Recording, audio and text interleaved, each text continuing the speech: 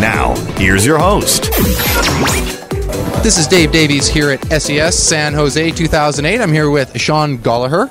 He's from semj.org. Now, this is a fairly new publication that we all got in our kits here. What can you tell me about it? The concept with this journal is we took a concept from maybe the medical field or physics where people submit papers to us. We have an editorial board like people like Bruce Clay, Susan Esparza, Will from Distilled. We have a guy named Sante from Italy. People all over the globe who edit the papers, and if they're accepted, then we publish them in the next issue. So it's kind of like any research journal. Well, hey, we're going to look at the content. We require references. We check the accuracy. We look for plagiarism. And then if it's accepted, we send it back with changes, and then we publish it, in the next issue. Now, I had a chance to look through it a little bit, and maybe our listeners may not know the difference between this and, say, some of the other publications that are out there. What is the difference? What are you including in it that some of the other magazines just aren't?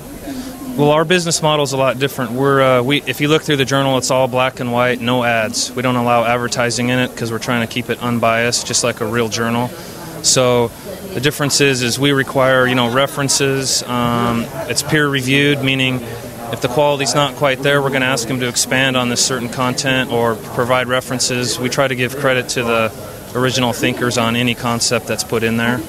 So it's kind of, our business model is, here's the content, no ads, so we try to keep the integrity high on the papers. And the writing style, we have grammar-only editors, so once the paper's close to where it needs to be, our editor used to edit for MIT Press, and she'll tweak in the editing and the grammar so that it reads well and it sounds, correct and unbiased and good English. So now, one thing I noticed looking through it, one, not for the faint of heart. There's some math in there.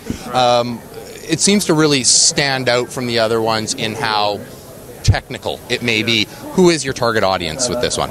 Our target audience is people like at this conference that maybe, we reach out to people that know search marketing a little bit. Maybe they're kind of coming in, they know the word SEO. We have papers that are kind of that level, but then we go all the way up to Will has, he has a degree in applied math, and he was talking about his paper, and it's pretty heavy. There's math in there, but we try to explain the equation. So it's probably, more professional search marketers is probably most of our audience. Companies that want to put trust in their content. So if you have a big client and they're spending tons of money with you, and you're going to apply SEO to their site, we're trying to provide a place where you can go and say, hey, this was reviewed, and it must be within, the white hat arena. It's not, if I apply this to my client's website, I'm not going to get in trouble. I was talking to one of the webmasters, the guy that works on a webmaster guidelines for Yahoo, and he was asking me about this, and he said, you need to make sure that we sort of stay within the webmaster guidelines, and we push it a little bit, but we're trying to keep things white hat. So that's why our logo has the white hat on it, and our slogan is distinguish yourself. It's keep yourself away from, spammy stuff, and try to teach people about search marketing and have some integrity, in what we're doing. So, maybe give us some examples of what are some of the articles we have here in the issue that I'm holding in my hand, and what are some of the articles that, are maybe coming up down the road that are still in review. So in this one we have an invited paper that came from Word Tracker on niche marketing. And that's all about, obviously, niche marketing, using tools, how to find long-tail keywords. We have one of our editors was ex-CEO of Wine.com. He's got a paper on social media measurement and what that means. We have some more basic papers on link building. Hamlet Batista, he's got a paper on how to grow search marketing firms. So we have a lot of broad content. My paper's on search engine ranking variables and algorithms. So I'm talking about what can search engines look at, what are the variables, can they detect this, can they detect that, and I have some math in there kind of describing what are search algorithms looking at, and can they detect things that we worry about them detecting, right? And so another paper, we have a basic paper on keyword research by Heather Lutzy. Sante from Italy, he's got a paper in our global search marketing it's called Trends in European Search Markets. He's talking about, statistics for Europeans, how do they search, what do they look at, what do they buy, there's a lot of data that's been collected over. Most of his stuff is from Italy, but they have a different behavior on the internet, so he's trying to talk about that kind of data. We have a guy, Nirav Mehta, who wrote a book on, mobile web marketing. So he's got an introductory paper on mobile web and how you can kind of start to market in that field and how that works. And then Gino, he's our affiliate marketing editor, and so he's got a paper on affiliate program management and kind of what's the style you should have for managing affiliate programs and what works best. So now, on a topic like link building, which you have an article in there, obviously there's been countless over the years, truly countless numbers of articles on link building. How do you distinguish? Now, yours is in a journal format, so this is meant to be fact. Like, this is proven fact. How do you distinguish this article from ones that may be more opinion-based? Well, this particular article on link building was more... This one's, I'd consider it more an introductory article on how to build reputable links but not pay for them, because paid links are technically spam.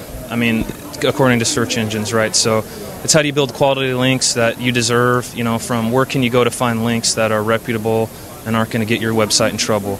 It's kind of a basic article, and one of the issues with a lot of our papers is going to be, like Flickr, for example, now no follows links.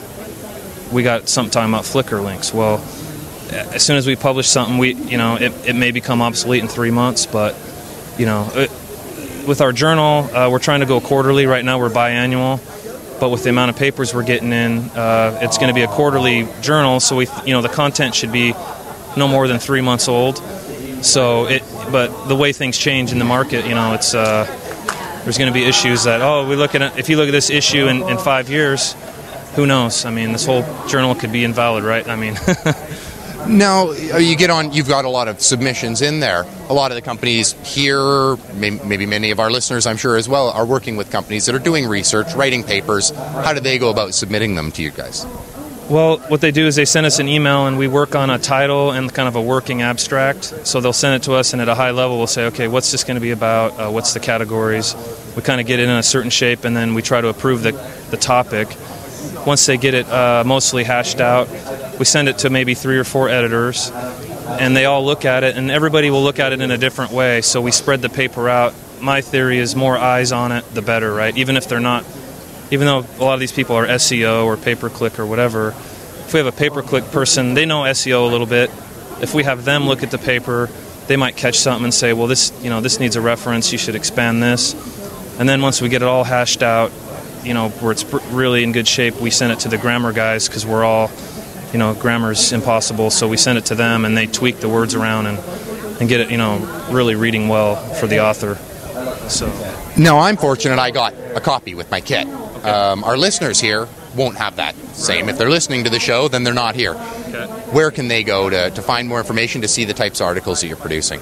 So our website's semj.org. You can go on there and you can subscribe. Since we don't have ads, we charge, a yearly subscription fee.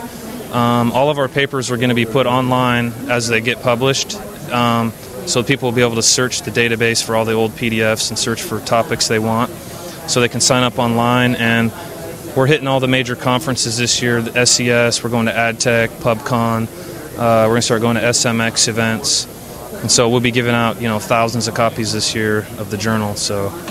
And how have you found, obviously I have to ask because we're at a conference, how have you found the conference as far as marketing and meeting the people involved?